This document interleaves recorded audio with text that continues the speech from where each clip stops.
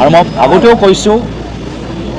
যে AIUDF হ'ল হিমন্ত বিশ্ব শৰ্মা ডাঙৰীয়াৰ লাইফলাইন 108 নাও যে ডুবিছে গম পাইছে নিৰ্বাচন কাষ চাপিছে আৰু সেইকাৰণে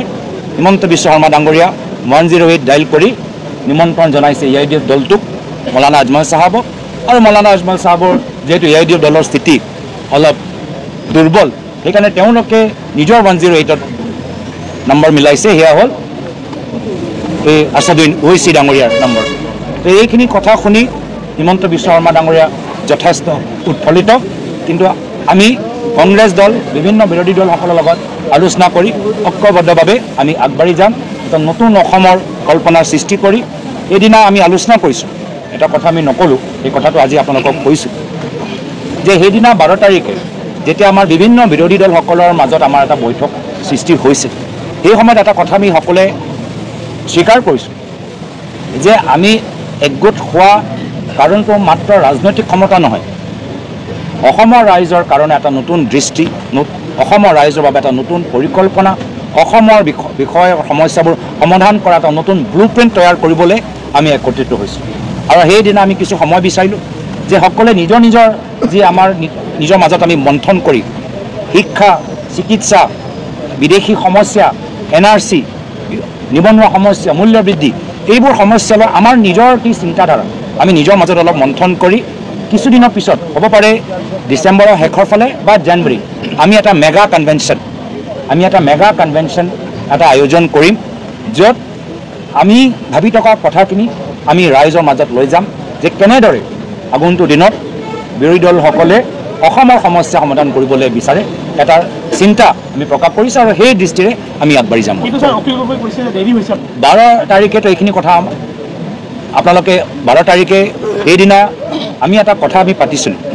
যে আমি যিখিনি আমি বিষয়বোৰ আলোচনা কৰিব লাগে আমি কেমেৰা আঁতৰত আমি নিজৰ মাজত আমি আলোচনা কৰিম আৰু আমাৰ মাজত আমি গোটেইখিনি দল একে সুৰত যে আমি ক'ব পাৰোঁ এটা সিদ্ধান্ত আমি লৈছোঁ যদিও মই বিচৰা নাই সেইদিনা মোক সকলোৱে দায়িত্ব দিলে যে সকলোৱে হৈ মই 12 তাৰিখৰ সভা পিছত মিটিং হৈ যোৱাৰ পিছত নিজৰ সকলৰ হৈ আমি কথাখিনি ক'ব লাগে যি কথা মই পিছত গম পালোঁ যে সকলোৱে সমৰ্থন জনালে আনকৈ অখিল গগৈ ডাঙৰীয়াও সমৰ্থন জনালে অখিল গগৈ ডাঙৰীয়া 12 তাৰিখ আৰু অখিল গগৈ ডাঙৰীয়া 14 তাৰিখৰ মাজত আকাশ পাতালৰ কিয় ইমান পাৰ্থক্য আছে তেওঁহে জানে গুৱাহাটীত আমাৰ সন্মুখত আৰু আমাৰ লগত সভা মিটিং কৰাৰ পিছত বাহিৰতো ঠিকেখিনি কথা ক'লে মাত্ৰ দুদিনৰ পিছত দিল্লীত গৈ তেখেতৰ সুৰ কেনেদৰে সলনি হ'ল সাংবাদিকসকলক সম্বোধন কৰি এলায়েন্স সম্পৰ্কত কথাখিনি পাতিছে ফেচবুকত তেওঁলোকৰ নিজৰ কথাবোৰ কৈছে যিবোৰ কথা আমি এটা মিটিঙৰ মাজত পাতিব লাগে সেইখিনি কথা তেওঁ ৰাজহুৱা কৰিছে এই 12 আৰু 14 অখিল গগৈ ডাঙৰীয়াৰ মাজত ইমান পাৰ্থক্য কিয় তেওঁহে জানে আমি প্ৰতিটো বিষয় লৈ আমি আলোচনা কৰিছিলোঁ আলোচনা কৰিবলৈও বিচাৰোঁ আকৌ আমি বহিবলৈ আমি চিন্তা কৰিছোঁ তেওঁ মই ভাবোঁ এনেদৰে আগবাঢ়ি যোৱাটো ইমান উচিত নহয় মুখ্যমন্ত্ৰীৰ কথা অলপ আপোনালোকে মন কৰিব যে প্ৰতিদিন আপোনালোকে যে এটা ফোন কৰে আপুনি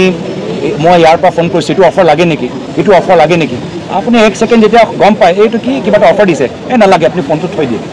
মুখ্যমন্ত্ৰীৰ কথাবোৰ একে প্ৰতিটো দিন প্ৰতিটো বিষয়ৰ ওপৰত যে বাদ মাতি থাকে কোনো যুক্তি নাই কোনো তৰ্ক নাই কোনো প্ৰয়োজন নাই সেইকাৰণে তেওঁৰ মাতটো শুনিলে আমি কেতিয়াবা থৈ দিওঁ ইয়াত একো উত্তৰ দি ইয়াত আমি সময় নষ্ট কৰি লাভ নাই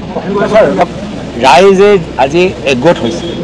ৰাইজে বিজেপি দলৰ পৰা পৰিত্ৰাণ বিচাৰি বিশেষকৈ হিমন্ত বিশ্ব শৰ্মা ডাঙৰীয়াৰ পৰা পৰিত্ৰাণ বিচাৰে অসমৰ ৰাইজে জানে যে এইবাৰ আমাক চৰকাৰ সলনি কৰিব লাগিব আৰু এইবাৰ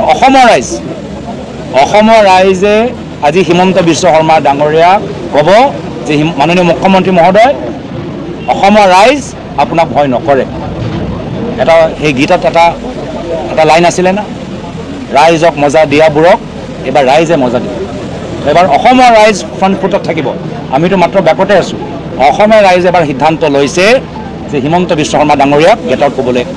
লাগিব আৰু আমি অসমৰ ৰাইজৰ লগত থিয় দিছোঁ